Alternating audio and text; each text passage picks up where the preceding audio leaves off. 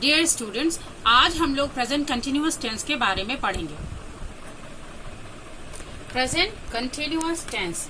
अब देखिए, प्रेजेंट यानी वर्तमान में, कंटिन्यू मीन्स होता है जारी रहना। ठीक है, तो वर्तमान में जिस टेंस से हमें पता चले कि वर्तमान में यानी अभी समय में क्या चीज चल रही है, जारी है। ठीक है, इस बात का जिस टेंस में पता चलता है उसको हम प्रेजेंट कंटिन्यूअस टेंस कहते हैं। इसके हिंदी वाक्यों में हम कैसे पहचानेंगे? हिंदी वाक्यों में अंत में रहा है, रही है, रही हूँ, रहे हैं आदि शब्द मिलते हैं। जैसे वह बाजार जा रहा है, मैं अभी पढ़ा रही हूँ, मैं अभी पढ़ा रही हूँ, वह अभी पढ़ रही है, वे नाच रहे हैं। तो ये सारे सेंटेंसेस में हमें रहा है, रही हूँ, रहे हैं आदि मिले हैं। तो पता चला ये किसके हैं? प्रेजेंट कंटिन्यूअस टेंस के हैं। अब इंग्लिश में ये प्रेजेंट कंटिन्यूअस टेंस कहाँ कहाँ यूज होता है इसके बारे में देखते हैं। For an action going on at the time of speaking, कोई काम जो कि बोलते, जब बोल रहे हैं हम उसी समय वह जारी हो। जैसे शी इज सिंगिंग, तो इसका अर्थ है वो जब ये बात कही जा रही है उस समय पे वो गा भी रही है। जैसे आई एम टीचिंग, अभी मैं पढ़ा रही हूँ। You are studying, they are working. ठीक है, तो इसका ये सेंस है कि जिस टाइम पे ये बात कही जा रही है उस टाइम पे ये वो काम हो भी रहा है। For a temporary action which may not be actually happening at the time of speaking, एक टेम्पररी एक्शन, ठीक है, जो कि वास्तव में बोलते समय, जो जब बोला जा रहा है उस समय पे नहीं हो रहा है, लेकिन वो काम हो रहा है। ठीक है, लॉन्ग टर्म में हो रहा है। देखिए, I am reading David Copperfield.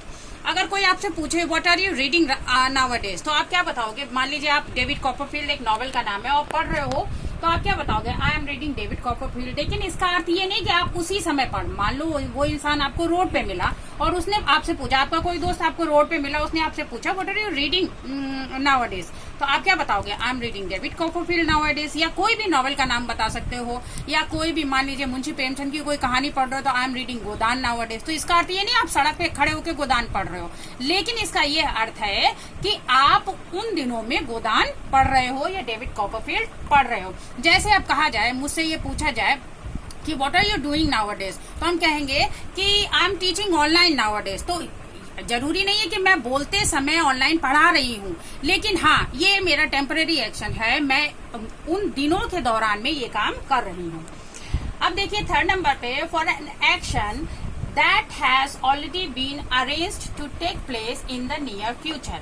अब इसमें एक एक्शन की बात होती है जिसको व्यवस्थित किया गया है, जिसकी व्यवस्था की गई है कि वो काम आने वाले नियर फ्यूचर में, जल्दी ही भविष्य में होगा। ठीक है, I am going to the cinema tonight, आज मैं रात में कहाँ जाऊंगा? सिनेमा जाऊंगा। ठीक है, तो बात कब हो रही है? उस समय नहीं हो रही है जिस समय ये बात कही जा रही है। कब होगी?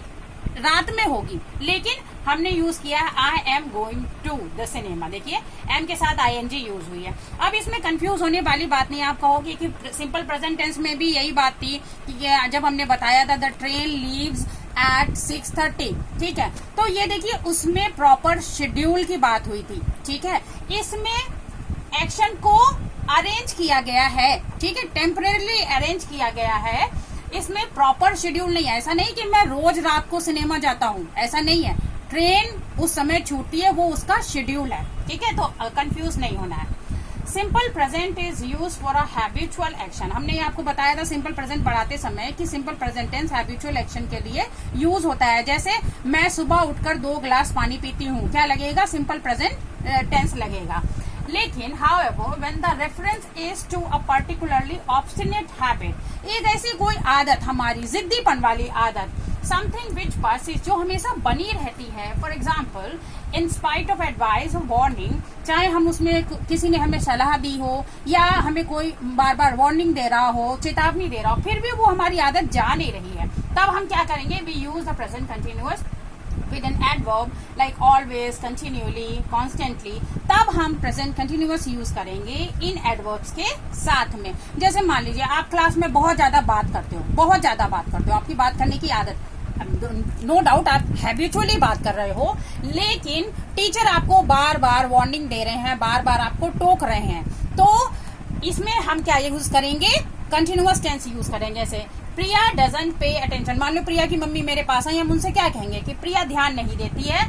She is constantly talking in the class, वो क्लास में हमेशा बात करती रहती है। तो इसके लिए हम क्या यूज करेंगे, क्योंकि हम प्रिया को वार्निंग दे रहे हैं बार बार बात ना करने के लिए, तो इसमें हमने कॉन्स्टेंटली लगा के आईएनजी लगाया हुआ है। तो इसमें भी कंफ्यूज नहीं होना है। नॉर्मल जो हमारी सिंपल हैबिट्स हैं उसमें हम क्या लगाएंगे, सिंपल प्रेजेंट टेंस लगाएंगे। लेकिन कोई ऐसी ऑब्स्टिनेट हैबिट, ठीक है, जिसके बारे में बार बार वार्निंग दी जा रही है, बार बार एडवाइस दी जा रही है। मान लीजिए आप बार बार मतलब बहुत ज्यादा स्मोकिंग करते हो, डॉक्टर आपको मना कर रहे हैं स्मोकिंग करने के लिए, ठीक है, तो वैसी सिचुएशन में हम प्रेजेंट कंटिन्यूअस टेंस का यूज करेंगे। बच्चों इस तरीके से हमने प्रेजेंट कंटिन्यूअस को हिंदी में कैसे पहचानेंगे उसके बारे में पता किया, इंग्लिश में वो कहाँ कहाँ यूज होता है उसके बारे में पता किया। कुछ कंफ्यूजन जो आपको हो सकते थे प्रेजेंट कंटिन्यूअस और सिंपल प्रेजेंट टेंस में, उसमें भी मैंने ट्राई किया है कि मैं क्लियर कर सकूं, ठीक है। तो अब अगर आपके कोई डाउट्स हो इससे रिलेटेड तो मुझे कमेंट बॉक्स में जरूर पूछिएगा। और इसके बारे में जो रूल्स हैं, जो इसमें प्रेजेंट कंटिन्यूअस टेंस में जो रूल्स यूज होते हैं वो मैं नेक्स्ट वीडियो में आपको बताऊंगी।